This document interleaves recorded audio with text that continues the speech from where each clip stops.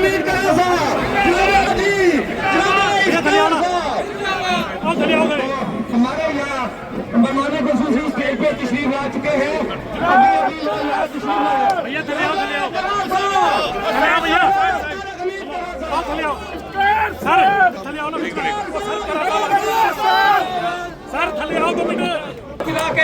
راجوری کی تمام کا شکریہ ادا کر رہے ہیں. جناب طارق امین کرا صاحب، جناب طارق امین کرا صاحب زندہ باد. جناب افتخار صاحب، جناب افتخار صاحب.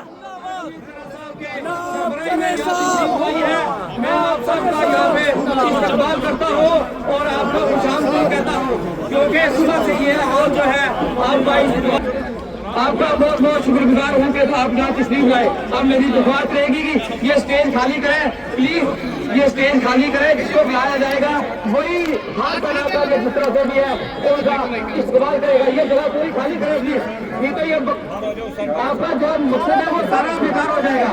پلیز آپ بیٹھ جائیں، پلیز جو سامنے والے ہیں سبھی بیٹھ جائیں. اور الیکشن کے بعد بھی ہم نے کل ہی سری نگر کی سرزمین سے اثر نو اسٹیٹ ہوڈ کے ریسٹوریشن کے واسطے بمائے تمام وہ اختیارات جو ہمیں تھے، ہمارے جو زمینوں پہ حقوق ہمارے ہیں، ہماری یہاں کی جو ملازمتوں پہ ہمارے حقوق ہیں، ہمارے جو یہاں قدرتی وسائل پہ جو ہمارے حقوق ہیں، جب تک وہ ہمیں واپس نہیں ملیں گے ہم اپنی اصولی جنگ جو ہے وہ بدستور جاری رکھیں گے. ہم نے تمام اضلاع کو یہ ہدایت بھی دی ہے کہ ہر جگہ وہ شدت سے اس پہ بات کریں. جب بھی اس کے اوپر بات ہو، جب بھی کہیں موقع ملے تو اس کے اوپر شدت سے بات ہونی چاہیے. ہم نے کل وہاں سے وزیر اعظم ہند کو، وزیر داخلہ ہند کو یاد دہانی کی. وہی یاد دہانی آج میں راجوری کی سرزمین سے کرنا چاہتا ہوں کہ آپ نے بار بار پارلیمنٹ کے اندر بھی اور پارلیمنٹ کے باہر بھی کمٹمنٹ کی. کشمیر کی سرزمین سے بھی یہاں کے لوگوں کو وعدہ دیا کہ آپ کا اسٹیٹ ہوڈ آپ کو واپس ملے گا. پرائم منسٹر صاحب، وزیر داخلہ صاحب، اگر آپ اپنے وعدوں کا پاس نہیں رکھتے، اس کی عزت نہیں کرتے، کم سے کم سپریم کورٹ کی اس بات کو عزت دیجئے جو انہوں نے 2 لائنوں میں کہی تھی. ایک کہا تھا کہ سپٹمبر کے اندر ریاست جموں کشمیر میں الیکشن ہونے چاہیے، وہ ہو گیا. لیکن ساتھ ہی انہوں نے دوسری بات بھی کہی تھی کہ جموں کشمیر کے لوگوں کو جلد از جلد ان کا حق اسٹیٹ ہوڈ واپس دیا جائے. تو کیا وجہ ہے؟ آپ تو اپنی باتوں کو نکارتے ہیں بہت آرام سے، کیونکہ ان سارے وعدوں کو آپ ایک جملہ کہہ دیتے ہیں. ٹھیک ہے، آپ نے اس کو بھی ایک جملہ بنا دیا، لیکن کم سے کم سپریم کورٹ کی اس ڈائریکشن کو جس کے تحت انہوں نے الیکشن کی بات کہی، جس کے تحت انہوں نے اسٹیٹ ہوڈ واپس دینے کی بات کہی، اس کا تو احترام کیجئے. لہذا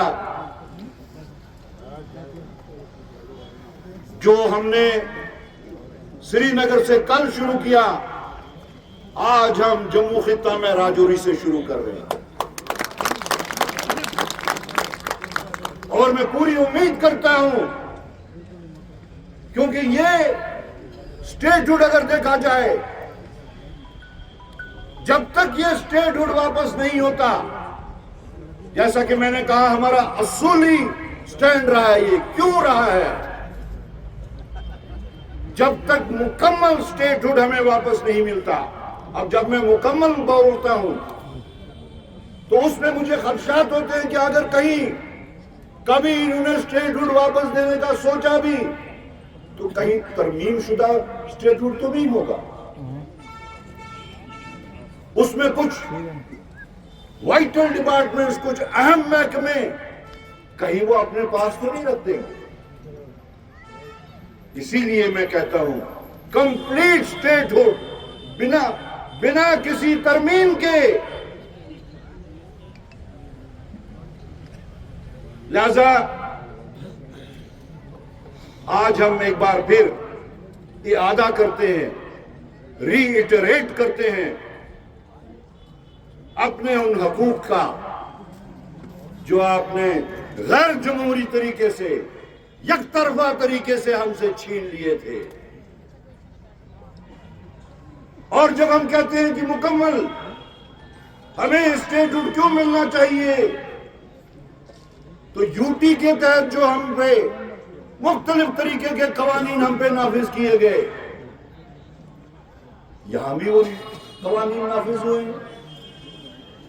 یہاں بھی بلڈوزر کی سیاست ہوتی ہے، یہاں بھی پراپرٹی ٹیکس کی سیاست ہوتی ہے، یہاں بھی آپ دکانداروں کو اگر ان کے کھاتوں میں اونچ نیچ دیکھتے ہیں ان کو آپ ہراسمنٹ کرتے ہیں، یہاں بھی ای ڈی کا استعمال ہوتا ہے، یہاں بھی این آئی اے کا استعمال ہوتا ہے، یہاں بھی انکم ٹیکس کا استعمال ہوتا ہے۔ تو ان سب چیزوں کو اگر ہم واپس پھیرنا چاہتے ہیں تو اس کے واسطے ہمیں اسٹیٹہڈ ہونا بہت ضروری ہے۔ اس چیز کو زور دینا، مجھے احساس ہے کہ مسجد شریف سے اذان بھی ہوئی، آنے والی نسل در نسل کے واسطے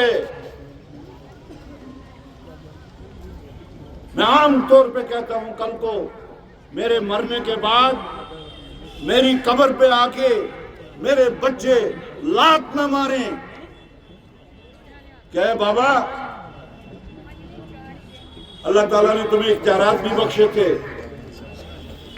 اللہ تعالیٰ نے تمہیں ایسا جمع غفیر بھی بخشا تھا، لیکن ہمارے واسطے پیچھے کون سی مصیبت چھوڑ گئے؟ ہو سکتا ہے لات مارے، یہ ہم سب کے ساتھ ہو سکتا ہے۔